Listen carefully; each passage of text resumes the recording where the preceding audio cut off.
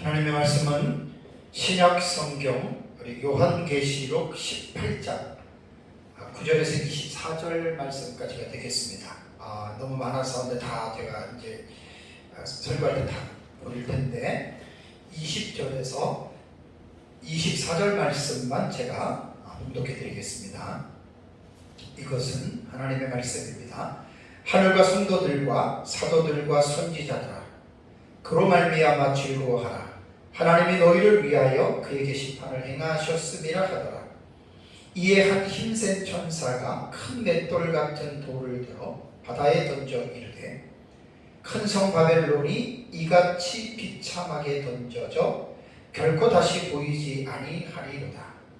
또 검은 것 타는 자와 풍류하는 자와 퉁소 부는 자와 나팔 부는 자들의 소리가 결코 다시 내 안에서 들리지 아니하고, 어떠한 세공업자든지 결코 다시 내 안에서 보이지 아니하고, 또 맷돌 소리가 결코 다시 내 안에서 들리지 아니하고, 등불빛이 결코 다시 내 안에서 비치지 아니하고, 신랑과 신부의 음성이 결코 다시 내 안에서 들리지 아니하리로다. 너의 상인들은 땅의 왕족들이라. 대복술로 말미암아 만국이 미혹되었도다.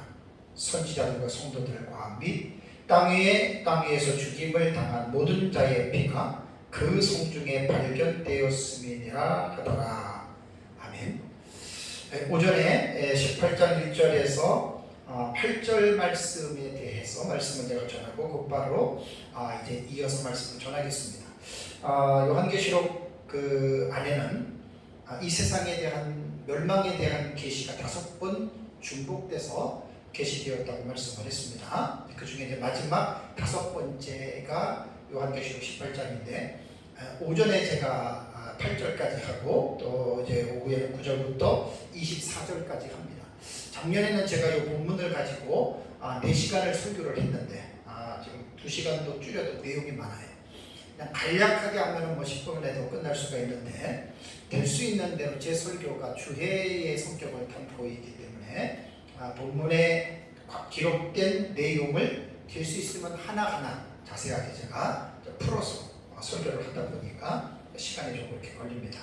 이제 이하는 다 생략을 하고 이제 9절부터 이어지는데, 우선 기본적으로 알아야 할 사실이 큰 성 바벨론이라고 하는 이제 2절에 큰 성 바벨론이요, 무너졌다 큰 성 바벨론이요라고 하는 말은 어떤 메소포타미아 지역에 있는 그 바벨론을 말을 하는 것이 아니라 이제 비유적으로 이제 이 세상 전체를 이제 큰 성 바벨론으로 이렇게 이제 비유했다라고 하는 것을 알아야 되고요. 또 하나는 이 세상이 하나님의 불심판을 받을 때 요한계시록 18장이 전체적인 모습을 다 담은 게 아닙니다. 왜냐하면 전체적인 모습을 담으려고 그러면 얼마나 많은 분량의 책이 필요하겠습니까? 그래서 전체적인 것을 담은 게 아니고 몇 가지의 중요한 장면들만 클로즈업 시켜서 이제 이 세상이 심판을 받는 과정에서 몇 가지의 사실만 이제 클로즈업 시켜서 이제 기록했다라고 하는 이 부분에 대해서 먼저 생각을 하셔야 됩니다. 그래서 이제 1절부터 8절까지 오전의 말씀에 이어서 이제 9절에서 24절까지 보는데요. 우선 본문의 내용 9절에서 24절의 내용을 보면은 큰 성 바벨론이 멸망할 때 애가가 나옵니다. 애가. 그래서 이제 거기에 보면은 이제 왕들이 9절부터는 왕들의 애가가 나오고 11절부터는 땅의 상인들에 대한 애가가 나오고, 그 다음에 이제 17절부터는 헤브론에 종사하는 선원들에 대한 애가가 이렇게 나옵니다. 요 애가 다음에 20절에 제가 아까 20절을 봉독해 드렸잖아요. 여기에서는 세상에 하나님의 심판 때문에 애가가 이루어지는 가운데 있지만, 그러나 또 하나님께서는 즐거워하라라고 하는 이 말이 20절에 나와요. 하늘과 성도들과 사도들과 선지자들아, 그로 말미암아는 이 세상에 하나님의 불로 심판을 받는 것으로 인해서 즐거워하라, 이렇게 나옵니다. 그래서 제가 오늘 설교 제목을 심판에 대한 애가와 즐거움의 이중성이라고 하는 제목을 제가 이제 잡은 겁니다. 그러면 이제 애가에 대해서 세 부류의 애가가 나오는데, 9절과 우리 한번 10절을 한번 같이 보겠습니다. 9절과 10절. 그와 함께 음행하고 사치하던 땅의 왕들이 그가 불타는 연기를 보고 위하여 울고 가슴을 치며 그의 고통을 무서워하여 멀리 서서 이르되 화이또다 화이또다 큰 성 견고한 성 바벨론이여 한 시간에 내 심판이 이르렀다 하리로다 라고 하는 말이 있습니다. 큰 성 바벨론의 이 멸망은 여섯째 일에서 제가 이 계시를 말씀드렸고 또 일곱째 대접의 말씀을 드렸고 금양로를 땅에 쏟는 사건에서 말씀을 드렸고 땅에 익은 포도송이의 추수에 대한 계시도 똑같이 이 세상에 심판하시는 하나님의 계시거든요. 차이가 있다면 이 5가지 본문이 각 본문마다 강조하는 내용이 다르다는 거예요. 그러니까 어떤 부분을 전체적으로 비춘 것이 아니라 어떤 부분을 이제 이렇게 비춰놨기 때문에 우리는 항상 성경을 연구할 때 동일한 계시들은 항상 한 곳에 모아서 종합적으로 관찰을 해야 그 사건에 대해서 좀 더 구체적이고 자세하게 이제 이해를 할 수가 있습니다. 이 세상이 하나님의 불심판을 받을 때 나타나는 양상 가운데에 이제 첫 번째 모습이 이 세상의 왕들이 울고 가슴을 치며 고통 중에 무서워하고 있는 모습이 나옵니다. 여기서 제가 땅에 그 가슴을 치며라고 하는 말은 이게 중건태라고 지난번에 말씀을 드렸어요. 자기 스스로가 가슴을 치는 거예요. 그러니까 예수님 재림할 때 마태복음에 보면 땅의 족속들이 통곡한다가 그게 똑같은 단어거든요. 이게 중간대로서 자기 가슴을 치는 거예요. 이게 통곡이에요. 자, 땅의 왕들은 대체적으로 어떤 사람이냐면 각 나라의 리더급에 있는 지도자급들에 있는 사람들이죠. 그러면 계시록 17장과 18장을 잘 보면은 이 땅의 왕들은 음녀가 주는 음행의 포도주를 마시고 우선 취하는 자들이었고, 그리고 이 땅의 왕들이 땅에 있는 모든 백성들에게 짐승을 경배하라고 그 일을 부추겼던 그러한 지도자들이었습니다. 그러니까 결국 이들도 이제 마지막 때에 일어나는 적그리스도와 이제 그 거짓 선지자에 의한 그들에서 엄청난 부귀영화와 향락을 누리면서 이제 살았던 사람들이죠.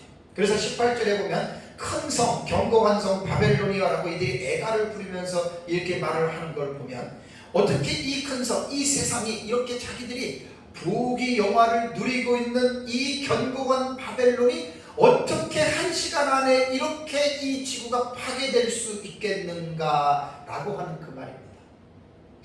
사실 우리가 이제 이 성경을 하나님께서 이 세상을 심판하시는 이 내용에 대해서 우리가 하나님을 믿지 않는 사람들에게 제 설교를 한번 들으라고 한번 줘보세요. 그들이 어떻게 듣겠습니까? 그들이 반응이 어떻게 나타나겠습니까? 정말 저 목사 말대로 정말 하나님이 세상을 심판하시는구나. 정신 차려서 좀 회개하고 하나님 믿고 구원받 이렇게 생각하는 사람은 불신자들 가운데는 하나도 없습니다. 이것은 성도들 가운데에 택자들 가운데에 이 사실을 알고 하나님이 이제 그들에게 두려워하는 마음을 통해서 하나님 앞으로 나아오도록 인도하는 데 하나님이 이 말씀을 사용합니다. 그래서 우리는 누가 택자고 누가 불택자인지 모르기 때문에 우리가 복음을 전하는 데 있어서는 듣든지 아니 듣든지 전하는 것이 우리의 책임, 우리의 의무입니다. 그리고 복음을 전했으면 그 결과는 우리가 관여하는 게 아니에요. 하나님이 하시는 일이기 때문에 우리는 그렇게 해야 됩니다. 그렇게 믿고 의지했던 큰 성 바벨론이 한 시간에 그렇게 무너내릴 줄 어떻게 그들이 알았겠느냐는 거예요. 노아 시대 때에 노아가 그렇게 물로 하나님이 심판하신다고 말했을 때 그 비가 40일 동안 내려서 이 지구에 물을 다 가득 채우기까지 누가 그것을 여러분 알았겠습니까? 그러니까 어쩔 수가 없는 거예요. 우리는 하여간 외치는 것이 우리의 사명이라고 하는 걸 꼭 기억해야 됩니다. 다음에 두 번째는 상인들의 애가가 나옵니다. 11절부터 이 16절까지인데요. 11절부터 16절 다는 아니고도 11절 먼저 보겠습니다. 땅의 상인들이 그를 위하여 울고 애통하는 것은 다시 그들의 상품을 사는 자가 없음이라.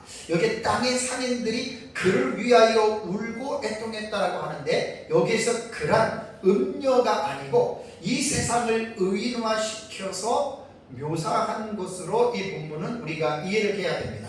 땅의 상인들은 큰 성 바벨론의 임금들과 왕족들과 장군들과 부자들과 강한 자들에게 1차적으로는 사치스러운 생활을 하도록 온갖 귀중품을 공급해 주는 사람들이었죠. 그래서 거기서 엄청난 이 부를 축적한 거예요. 그래서 상품들은 12절과 13절을 보시면 7종류와 28품목으로 12절과 13절에는 이제 열거가 됩니다. 그래서 땅의 상인들은 이러한 상품으로 말미암아 자신들의 부를 누리고요. 그러고 나서 이제 지구가 아까도 말씀드린 대로 이 지구가 세 갈래로 갈라집니다. 세 갈래로 갈라지니까 오늘이 불에 타서 자기들이 애지중지하게 여겼던 그 상품들이 전부 다 불에 타니까 이제 그들은 더 이상 자기들이 어떤 그 상품을 가지고 돈을 벌 수 있는 그것이 이미 끝난 거예요. 이것도 보면은 지금 자기들이 죽고 있는데 그거 상품 때문에 그들이 웃는다라고 하는 것은 철저하게 이들은 이기적인 마음을 가지고 있었던 자들이었다라고 하는 것을 알 수 있습니다. 그래서 12절과 13절에 그들이 거래했던 상품의 내역들이 공개되고 있는데 종류로는 7가지고 8가지 품목인데 우리 12절과 13절 같이 한번 읽겠습니다. 그 상품은 금과 은과 보석과 진주와 세마포와 자주 옷감과 비단과 붉은 옷감이요 각종 향목과 각종 상아 그릇이요 값진 나무와 구리와 철과 대리석으로 만든 각종 그릇이요 계피와 향료와 향과 향유와 유향과 포도주와 감람류와 고운 밀가루와 밀이요 소와 양과 말과 수레와 종들과 사람의 영혼들이라 라고 이렇게 기록을 했습니다. 그러니까 12절과 13절에 나오는 상품들은 사도 요한 생전 당시 귀족 사회에서 가장 인기 있는 그런 호화스러운 상품이었습니다.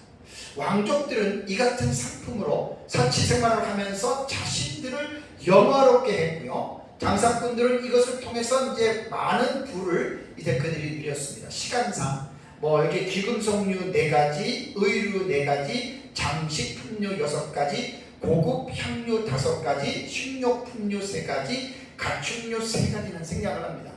제 책에 보면 자세하게 책에다가 다 주의를 해놨기 때문에 그걸 또 보시고, 제가 지난번에 설교에서 했던 내용이니까 넘어가고요. 이제 13절 마지막 부분에 이거 좀 특이한 것은 제가 좀 언급을 하고 넘어가야 될 것 같습니다. 13절 마지막 부분에는 뭐가 나옵니까? 종들과 사람들의 영혼들이라.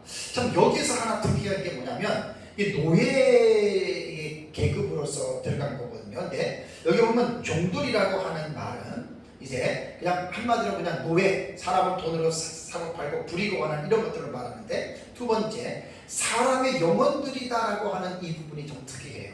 왜냐하면 사람들의 영혼이라고 하는 말은 어떤 영적인 생명을 말하기보다는 육체적인 생명을 말하는 것으로 보는 것이 옳습니다. 자, 공동 번역과 표준세 번역에서는 사람들의 목숨으로 번역을 했습니다. 그러니까 이 말이 뭐냐면 땅의 상인들이 거래하는 상품들은 하나님의 형상대로 지음을 받은 사람들까지 취급했다는 거예요. 근데 이것이 단순히 사람들의 영혼을 사람들을 취급했다라고 하는 것은 집에서 가정부로서의 어떤 일을 하는 옛날의 어떤 그런 노예적인 개념이 아니에요. 현대의 이 물질 문명이 고도로 발달된 이 사회 속에서는 인간을 노예화시키고 또 사람들의 목숨은 여러 가지로 우리가 상상을 초월하는 식으로 여러분 이것이 사용이 됩니다. 지금 우리가 알고 있는 대리모 해가지고 아이를 낳게 하고 또 어떤 장기를 적출해가지고 이런 것도 다 돈으로 사람을 주고 팔고 사고 팔고 하는 행위잖아요. 근데 이것보다도 더 기가 막힌 일들이, 우리가 상상하지 못하는 일들이 이루어진다라고 하는 이제 그러한 말입니다. 그러니까 우리가 이 죄악된 세상에서는 인간의 존엄과 생명을 우습게 여기는 그러한 사회가 되어져 버리는 거예요. 그래서 인류 종말의 바벨론 사회는 인간의 쾌락과 사악한 심성으로 인해서 인간의 존엄이 무시당하고 때로는 파리 목숨보다도 못하게 인간들이 취급을 받지 않습니다. 그래서 전 세계적으로 흥행을 일으킨 넷플릭스에서 상영한 오징어 게임 같은 거를 보세요. 참 그게 사람들이 어떻게 그런 생각을 할 수가 있겠어요. 우리가 앞으로 상상을 초월하는 그러한 일들이 인간의 목숨을 가지고 사고 파는 이제 이러한 시대까지 온다라고 하는, 지금도 있지만 앞으로는 더 그렇다라고 하는 말입니다. 참 인간의 목숨까지도 상품화가 되어서 상인들의 치부의 수단으로 이용된다라고 하는 것이 참으로 안타까운 그러한 현실을 말을 합니다. 하늘에 간 지 시작이 되면 예수님 재림 직전에 여러 가지 제가 다 설교했지만 가뭄이 시작이 됩니다. 점점 극심해지죠. 그러니까 이제 하늘의 기간 동안에는 식료품과 과충류 구하기가 대단히 어렵게 됩니다. 혹은 값진 보석류 같은 경우도 사람들이 일을 하지 않으면, 파내지 않으면 그것들을 이제 상용화를 시키지 않기 때문에 이제 마지막 때에는 이제 이러한 것들로 인해서 이제 엄청난 아주 귀하죠. 지금 태풍 흰남노의 영향으로 이제 우리 추석이 이제 어제 지났잖아요. 제가 이제 지난번에도 우리 장을 보러 갔을 때 배추 3통 한 방에 보통 쌀 때는 7, 8천 원 가는 것이 그것이 지금 4만 원을 달라요. 4, 5만 원. 그러니까 마지막 때에는 우리가 상상을 초월하는 물가 자체가 엄청나게 10배, 100배 이상 오를 수가 있다는 겁니다. 이것이 뭐냐면 다 상인들이 지금 이걸 통해서 엄청난 지금 부를 그들에게 지금 얻게 된다는 말입니다. 그러니까 이 상인들이 그것 때문에 애가를 부를 수밖에 없다라는 이야기예요. 자기들의 삶의 어떤 그러한 것들이 다 떠났기 때문에. 자, 그 다음에 14절을 보겠습니다. 14절에 바벨론 이 세상에서 없어지는 것들을 말했습니다. 자, 14절 보면 바벨론아 내 영혼이 탐하던 과일이 내게서 떠났으며 맛있는 것들과 빛난 것들이 다 없어졌으니 사람들이 결코 이것들을 다시 보지 못하리로다 라고 말을 했습니다. 14절에 나오는 말씀은 큰 성 바벨론의 멸망으로 인간들이 누려온 이 같은 사치와 향락과 방탕의 대상들이 사라지는 거예요. 어떤 그 물질과 물건으로 인해서 대상들을 통해서 자기들이 참 즐거워하고 기쁘게 쾌락을 누렸는데 그것들이 이제 사라진다라고 하는 말입니다. 인간이 탐하던 음식들과 호화스러운 모든 것들이 다 불에 타서 없어지니까 다시는 그런 것들을 볼 수 없다라고 하는 이러한 사실입니다. 그러고 나서 이제 15절과 16절을 보시면 상인들의 또 애통이 나옵니다. 상인들의 애통이 15절, 16절 보면 바벨론으로 말미암아 치부한 이 상품의 상인들이 그의 고통을 무서워하여 멀리 서서 울고 애통하여 이르되 화이토다 화이토다 큰 성이여 세마포 옷과 자주 옷과 붉은 옷을 입고 금과 보석과 진주로 꾸민 것인데 라고 하면서 안타까움 속에서 이들이 애통하면서 애가를 부르는 모습을 이제 보게 됩니다. 그러니까 이 세상이 불로서 하나님의 심판을 받는데 무엇이 여러분 남을 수 있겠습니까? 평생을 그거를 통해서 부를 누리고 쾌락을 누리면서 살았던 이 상인들은 졸지의 이 세상에 대한 이 심판을 통해서 그들은 애통해 할 수밖에 없었다라고 하는 말입니다. 그러니까 우리가 여기서 보면 땅의 상인들은 창조주 하나님에 대한 생각은 안중에도 없지요. 왜냐하면 불신자들은 그렇습니다. 하나님에 대한 그 생각이 없습니다. 오직 이들은 오전에도 말씀드리겠지만 베드로가 말한 것처럼 이성 없이 태어나서 죽으려고 태어난 짐승과 같은 존재라는 말이에요. 짐승과 같으면 괜찮지만 오전에도 말씀드렸지만 짐승보다 못한 사람들이 가면 갈수록 점점 더 많아진다라고 하는 사실입니다. 그래서 이들은 먹는 것과 사치와 허영과 탐욕에 연단된 자들로서 육체에 속한 자들의 모습을 아주 적나라하게 이제 보여주고 있죠. 예수님께서 말한 대로 인류 종말에는 노아의 때와 롯의 때와 같다고 말씀하셨는데 마태복음 25장 38절에 먹고 마시고 장가들고 시집가고 있으면서 홍수가 나서 저희를 다 멸하기까지 깨닫지 못하였으리 라는 말이 있습니다. 참 여러분 생각해 보십시오. 우리가 살고 있는 이 세상이, 이 지구가 하나님에 의해서 이게 불로 심판을 받는다는 게 여러분 믿어지십니까? 이거 안 믿어져요. 상상도 할 수 없는 지금 얘기입니다. 뭐 인류의 과학자들은 뭐 여러 가지 뭐 기후 현상이라던가 식량이라던가 뭐 어떤 이런 것 때문에 뭐 지구는 뭐 몇 년에 멸망할 시다라고 하는 것은요, 다 그 사람들 말은 추상적이에요. 성경은 그런 뭐 기후라던가 또 뭐 어떤 인간의 어떤 뭐 그런 때는 어떤 그런 것 때문에 지구 멸망한다고 성경은 절대로 말하고 있지 않아요. 그러니까 그건 일반 사람들의 추측이고, 우리는 계시의전 사색을 통해서 성경이 우리에게 이 세상에 대한 멸망을 어떻게 교훈하고 있는지 계시의전 사색을 통해서 우리는 이 세상의 심판을 말할 수가 있어요. 인간이 자연을 해하고 또 어떤 그런 문명의 이기를 통해서 지구가 멸망을 당하는 게 아니에요. 뭐 엘니뇨, 라니뇨, 또 인간의 뭐 탄소 배출 이런 것 통해서 지구가 망하지 않아요. 불편을 겪고 또 어떤 자연 재해를 받을 수는 있어도 그것이 결국 지구를 멸망시키지 않는다는 사실입니다. 그 지구를 멸망시키는 것은 계시록 18장에서 계속 말하듯이 죄 문제 때문입니다. 죄 때문입니다. 그러니까 세상 사람들은 그거를 추측을 하지도 못하고 상상도 못합니다. 자기들이 죄인인데 예수를 믿지 않으니까 죄인에 대한 본질을 모르잖아요. 그러니까 그들은 엉뚱한 것에서 이 유출을 하는 거예요. 엉뚱한 것에서. 근데 우리는 성경을 보면 계시록 18장을 보면 정확하게 나오잖아요. 정확하게. 하나님이 없는 세상은 바벨론 쌓여 있고, 바벨론은 결국 하나님의 심판으로 멸망을 받는다. 복음이라고 하는 것은 예수를 믿고 구원을 받으세요라고 하는 요것만 되는 게 아니라, 예수를 믿지 않으면 당신들은 죄로 인해서 심판을 받는다. 같이 복음 안에는 들어가 있는 거예요. 구원 속에는 심판도 같이 들어가는 말입니다.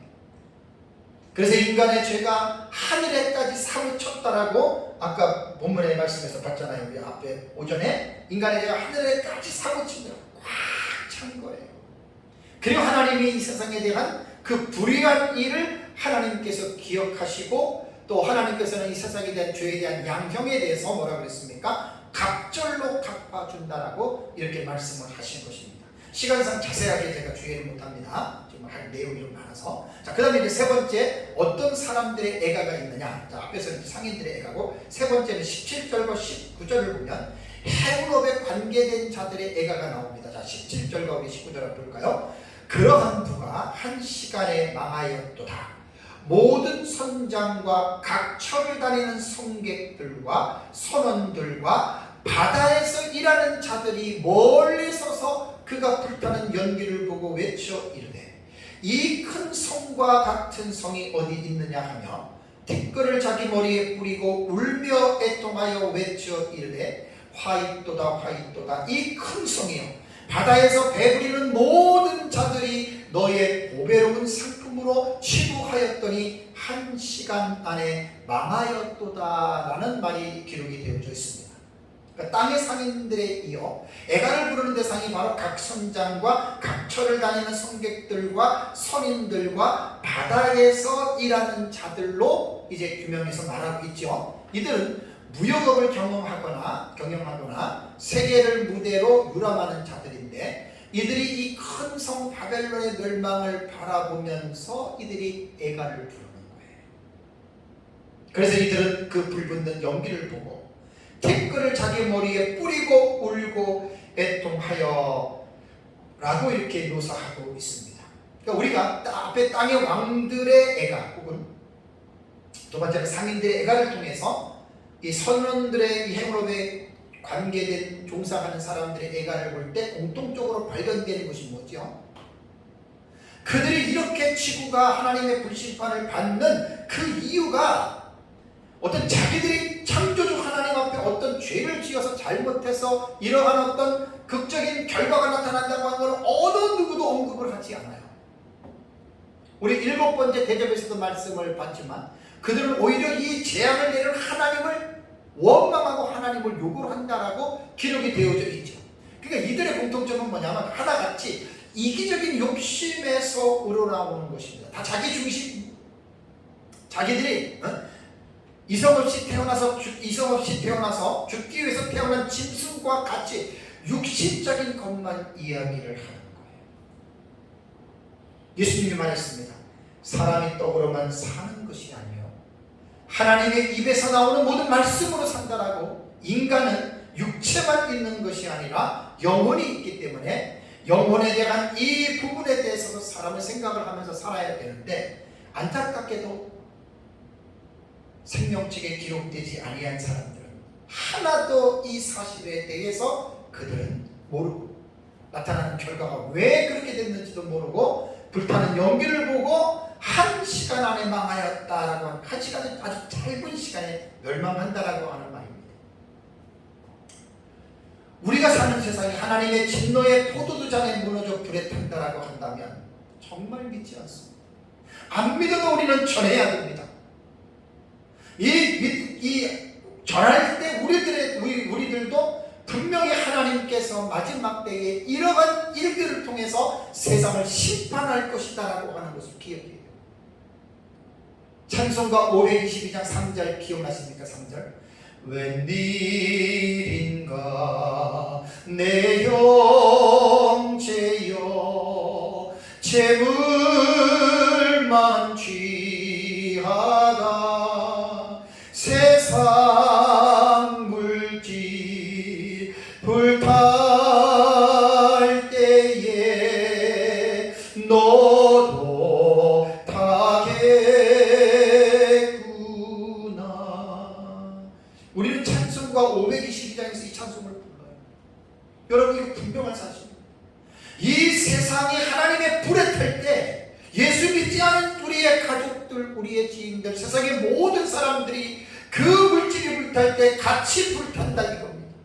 그러니까 땅의 왕들, 상인들, 해운업에 종사하는 이 사람들이 이 세상에 자기들이 그것을 통해서 이익을 누리고 부귀 영화를 누리고 쾌락을 누렸던 그것들이 하나님의 불에 다 없어질 때 이들은 애가를 부르고 있다라고 하는 것이 오늘 성경에서 그것이 우리에게 교훈하고 있는 말입니다. 우리는 늘 제가 이제 이 심판에 대해서 말씀을 드리지만 이 세상이 심판될 때 하나님을 믿는 사람 한 사람도 여기에 포함되지 않습니다. 100% 하나님을 믿지 않는 사람들이 마지막 이 불에 타서 그들이 심판을 받습니다.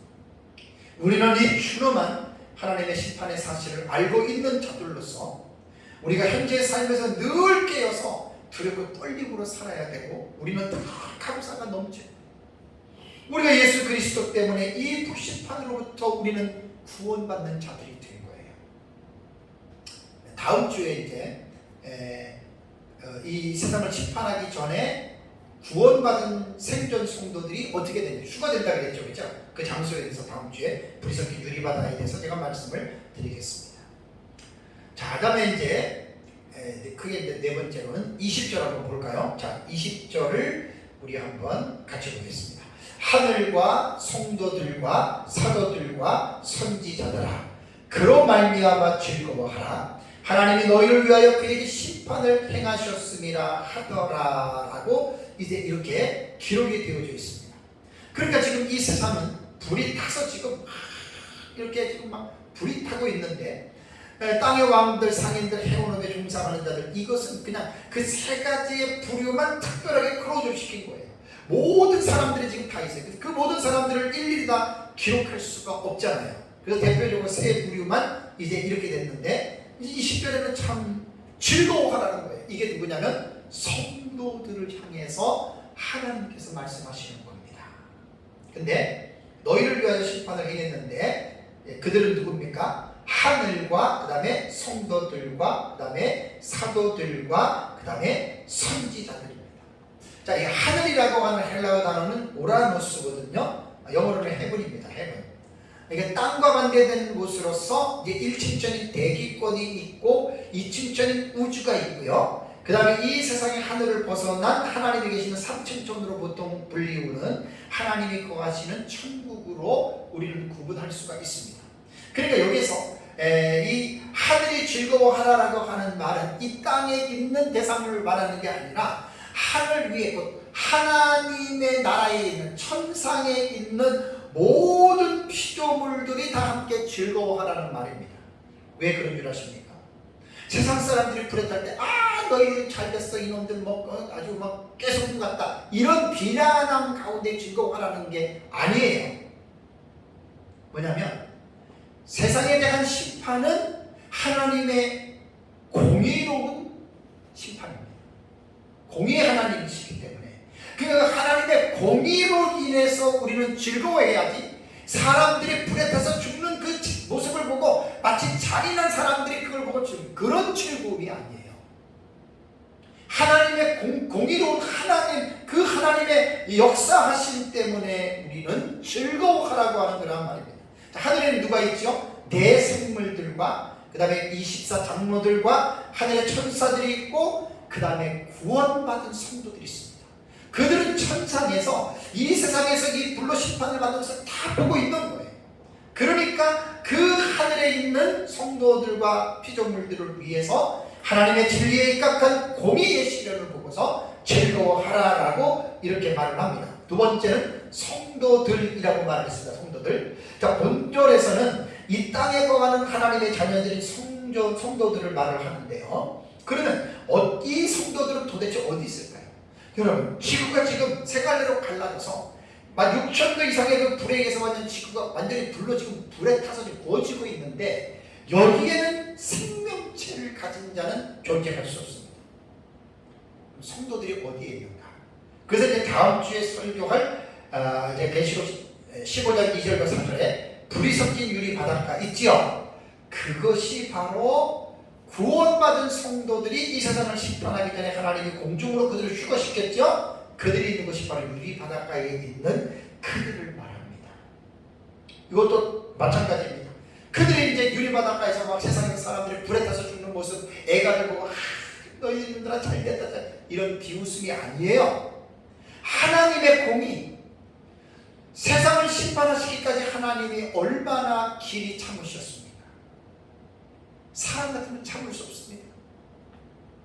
신약시대 2000년 이거 끌고 갈래 갈 수가 없습니다. 벌써 하나님이 세상을 멸망시켜야 되는데 끝까지 하나님이 길이 참고 길이 참으시다가 이 세상의 죄가 하늘까지 찼는 그 시간에 성도들의 많은 기도를 통해서 그 기도가 금약로에 찼을 때 하나님이 이 세상을 심판하는 거예요. 그래서 성도들은 바로 휴거된 이 땅에 있는 공중에 있는 성도들을 즐거워하는 말이고, 여기에서 사도들과 선지자들이라고 하는 이제 이 말은요, 이 말은 사도라고 하는 이 용어는 이제 그 특정한 직무를 가진 사람을 말합니다. 그래서 이것은 곧 원사도직에 대한 확고한 명칭으로 사용이 되었는데, 사도란 사도 바울을 포함해서 예수님의 12제자를 가리킨다고 볼 수 있습니다. 신약 성경이 기록될 때까지 1세기까지는 구약적인 개념에서 사도들이 명맥을 이어왔다고 보지만 우리는 사도와 선지자들의 직분은 그 이후로는 보지 않습니다. 그러니까 특정한 어떤 이런 것들은 사도들은 신약 시대에 나타났던 어떤 특정한 어떤 그 직무로서 아포스톨로스라고 예수 그리스도에 의해서 보냄을 받은 자들로서 우리는 사실 12제자로 북한을 시켜요. 그래서 그 사도직의 직분을 가진 자들이 초대교회에 좀 있기는 했어도 이것이 통상적으로는 볼 수가 없습니다. 그래서 사실은 여기에서 사도들은 이제 아까 말한 천상에 있는 이들이 천국에 가 있어요. 볼 수가 있고, 선지자도 구약시대에 특히 구약시대 선지자들이 많이 있죠. 하나님의 성령의 감동을 받아서 앞으로 일어날 일들에 대해서 예언한 자들이 바로 선지자입니다. 그래서 우리는 사도와 선지자들은 이미 신약 성경이 기록된 이후에는 이 직분은 종결되었다고 보는 것이 옳습니다. 그러니까 최근에 이제 신사도 운동가들에 의해서 선지자와 사도의 직무가 있다 그래가지고 일부의 어떤 그 아주 잘못된 사람들 때문에 됐지만 우리는 그것을 인정하지 않는다라고 하는 말입니다. 그러니까 여기에서 결국 하늘과 그 다음에 선지자, 그 다음에 사도, 성도들 이러한 것들이 이 사람들을 통해서 즐거워하라고 하는 말은 아까 말씀드린 대로 그들의 심판을 받는 그 고통을 보고 즐기라는 그거 아닙니다. 하나님의 공의, 하나님의 공의가 이제 나타났다. 그래서 우리는 이 부분을 그렇게 이제 바라보는 것이 옳습니다. 간혹 잘못되면 어떤 개인적인 감정이나 증오에 의해서 심판하신다라고 이렇게 생각할 수가 있는데 그거는 아닙니다. 이제 마지막으로 바벨론의 영원한 멸망이 21절에서 24절의 내용이 나오거든요. 이게 이제 계시록 18장 마지막 부분입니다. 자, 우선 21절을 한번 볼까요? 21절을 보면 하나님의 심판으로 사라지는 바벨론 이렇게 말합니다. 자, 21절 보겠습니다. 이에 한 힘센 천사가 큰 맷돌 같은 돌을 들어 바다에 던져 이르되 큰 성 바벨론이 이같이 비참하게 던져져 결코 다시 보이지 아니하리로다라는 말이 있습니다. 그러니까 지금 21절에서 24절까지는 큰 성 바벨론이 힘센 천사가 맷돌 같은 돌을 들어 바다에 던져짐과 같이 비유입니다. 지금은 멸망해서 다시는 보이지 아니한다라고 하는 이제 이 말이 21절에 여러분 기록이 됩니다. 이건 이제 실제적으로 이제 세상이 이제 그렇게 된다라고 하는 이제 그런 말입니다. 그러면 이제 이 세상에서 이제 모든 낙이 사라지는 것을 한번 볼까요? 22절 보면은 또 검은 것 타는 자와 풍류하는 자와 통소 부는 자와 나팔 부는 자들의 소리가 결코 다시 내 안에서 들리지 아니하고 여기서 검은 것 타는 자, 풍요하는 자, 통소 부는 자, 나팔 부는 자들은 모두 예술인들을 이제 말하는 것이죠. 이들을 통해서 바벨론 사회가 얼마나 이 향락을 즐기며 연예의 모습을 즐긴 사회였는지를 알게 됩니다. 툭하면 파티하고 춤추고 즐기고 어떤 이런 것들이죠. 인류 최초의 예술가였던 유발은 수구가 퉁소를 잡는 모든 조상이었지요. 예술이라고 하는 것은 인간의 감정을 순수하게도 만들지만 여흥을 돋우어주는 역할도 하고 있습니다. 특히 음악은 인간의 쾌락을 즐기는 도구로 사용이 되고 술과 춤과 함께 인간을 타락시키는 도구로서 이 음악이 사용되어지고 있다고 하는 것은 우리는 이제 봐서 충분히 알 수가 있습니다. 하나님의 형상으로 지음받은 사람은 즐기기 위해서 세상을 사는 게 아니에요. 먹든지 마시든지 무엇을 하든지 다 하나님의 영광을 위하여 살아가는 것입니다. 그러나 하나님이 없는 세상의 중심과 또 세상의 예술은 하나님을 영화롭게 하는 것이 아니라 자기의 만족을 누리기 위해서 모든 예술이 여러분 사용이 되는 것입니다. 이런 것들이 다 사라지고 그 다음에 22절 볼까요?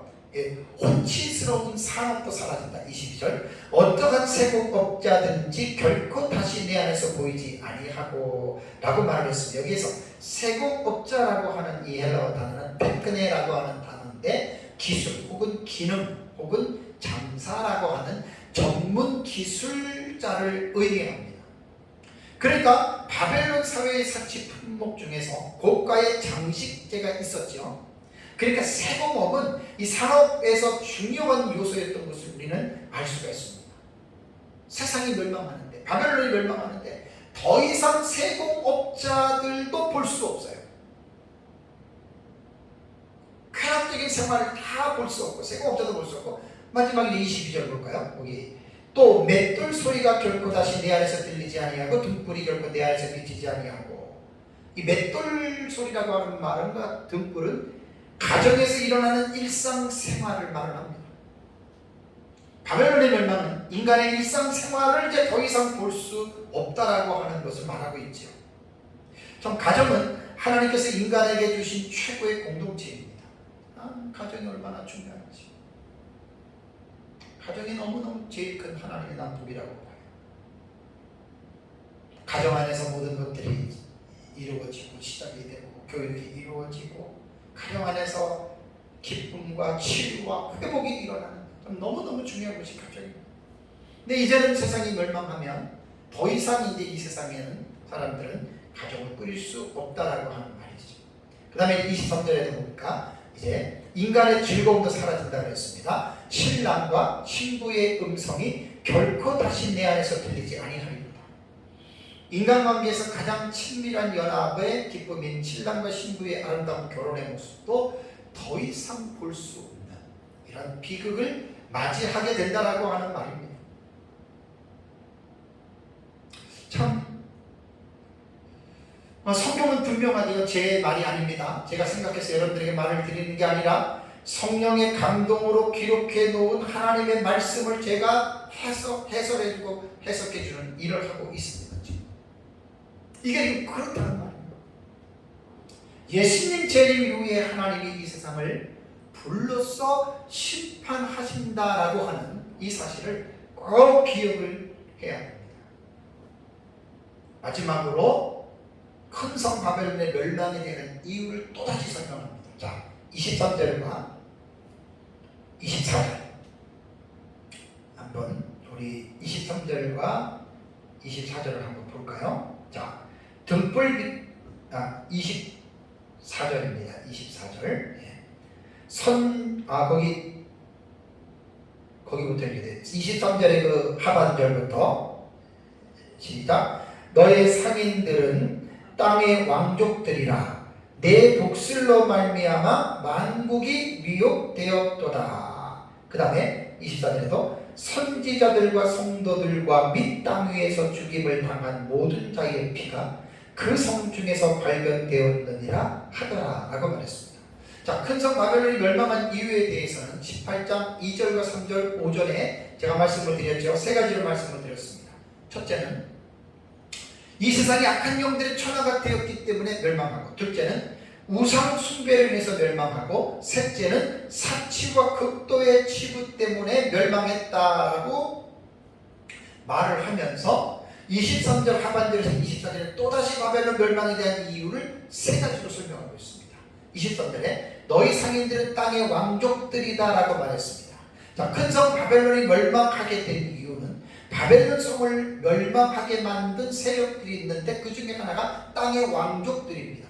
여기 왕족들이라고 하는 메기스탄이라고 하는 이 헬라어 단어는 높은 사람, 우두머리들, 귀인들 혹은 고관들이라고 이렇게 번역이 되는데, 인류 종말의 각 나라의 고위층에 있는 사람들인데 이들이 세상이 멸망하게 만드는 음료가 녹이는 음행의 포도주, 아까 말씀드린 대로 계속해서 또 전 세계 자기가 통치하고 있는 국민들에게 이러한 일들을 했던 장본인들이라는 말입니다. 그래서 이제 이들이 한 목소리였어요. 물론 음료도 있고 거짓 선지자도 있지만 이것이 이제 땅의 왕족들로 이게 되고, 다음에 두 번째는 내 복술로 인함이라고 23절에 말했습니다.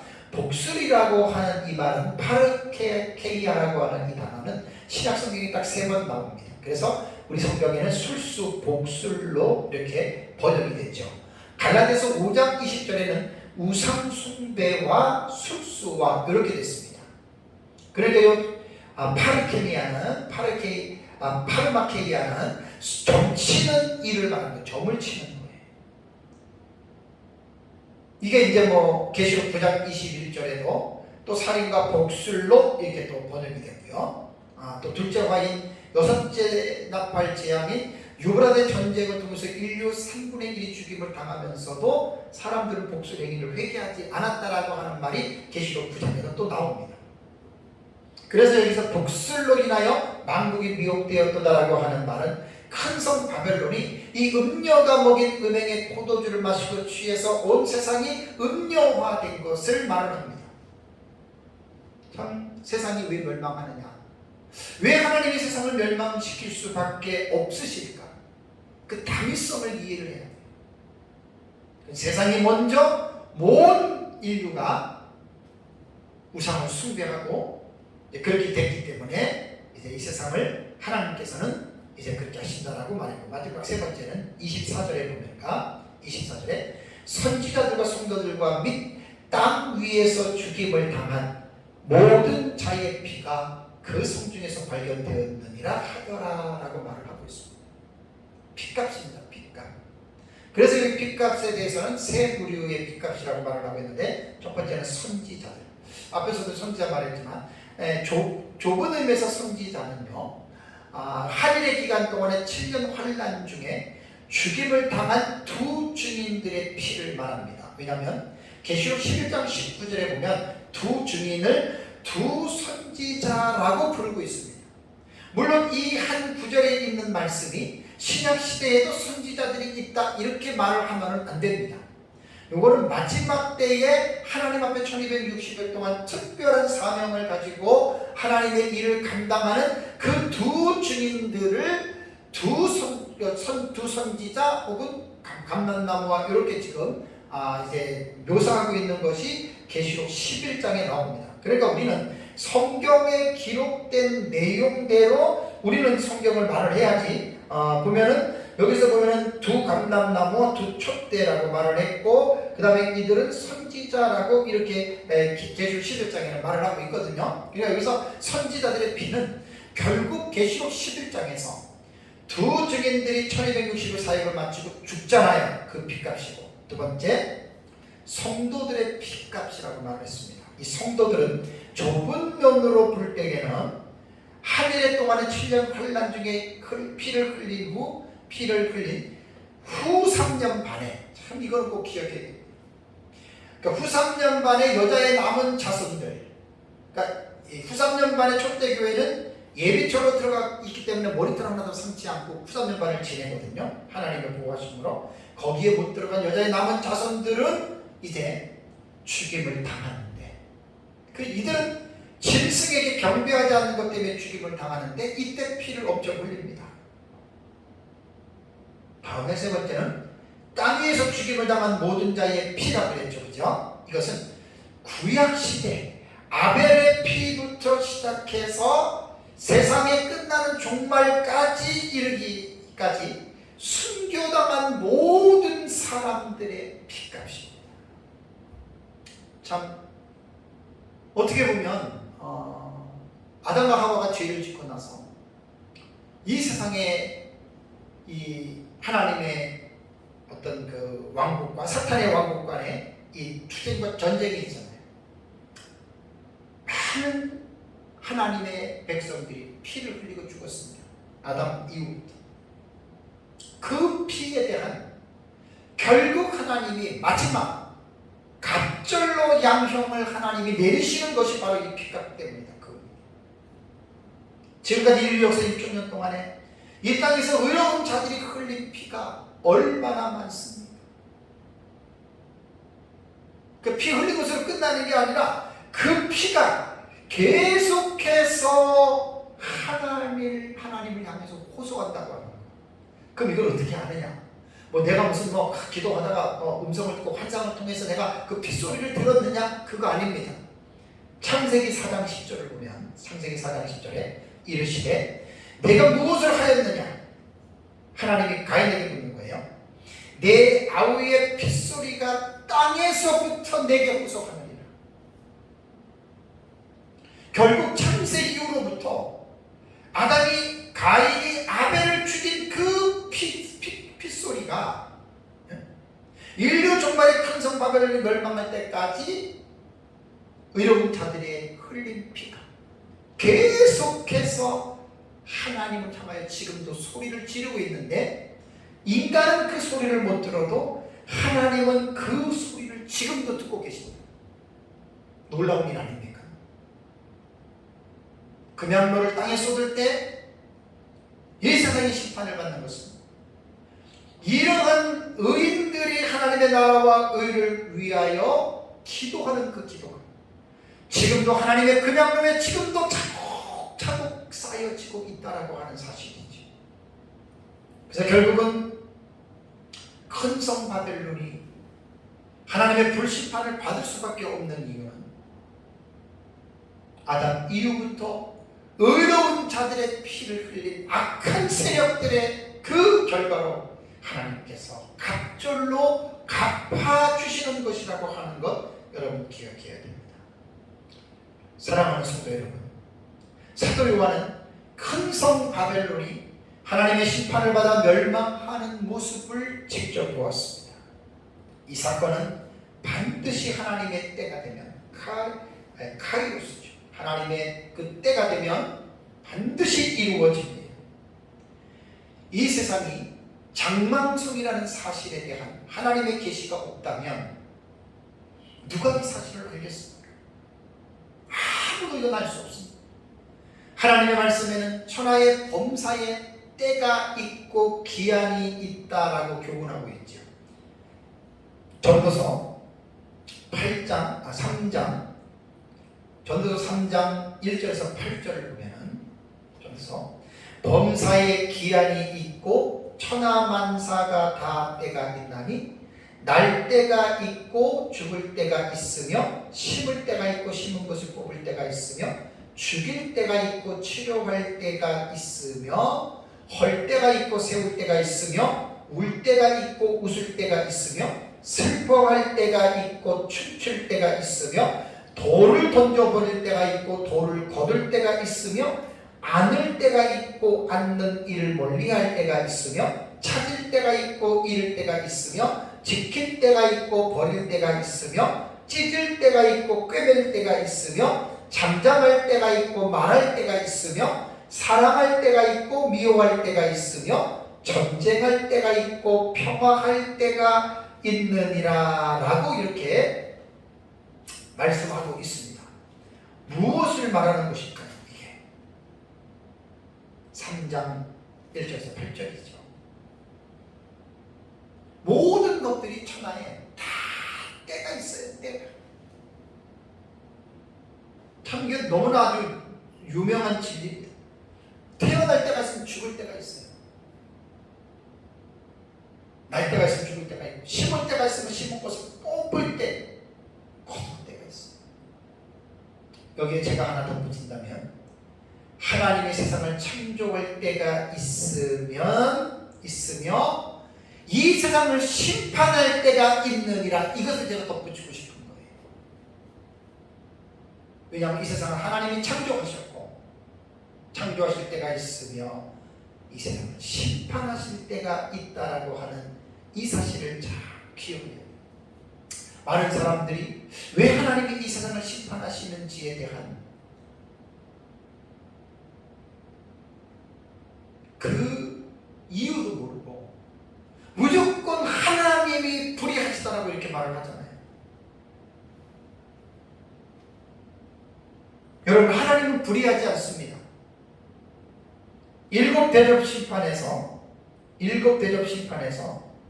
셋째 천사가 대접을 물 근원에 쏟음에 지상에 있는 물이 다 핏물이 됐어요. 그때 뭐라고 얘기를 합니까? 천사들이 새 땅에 있는 사람들이 피를 마시게 하는 것은 그들이 성도들과 선지자들의 피를 흘렸기 때문에 당연한 것이다라고 인간 운보에 대해서 합당하다고 말을 하고 있고, 또 제단의 말을 하기도 전능하신 이의 심판하신 것이 참되시고 의로우시도다. 이 말은 공의의 심판이기 때문에 그렇습니다.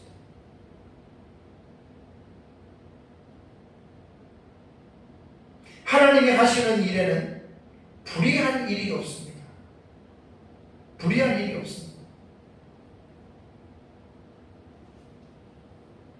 하나님이 하시는 의의 없습니다. 마지막으로 제가 이제 정리해드리면, 왜 이 큰 성 바벨론이 하나님의 불심판으로 심판을 받아야 되냐면, 계시록 18장 2절 3절 오전에 말씀한 것처럼, 첫째는 이 세상의 악한 영들의 천하가 되었기 때문에 심판하신다.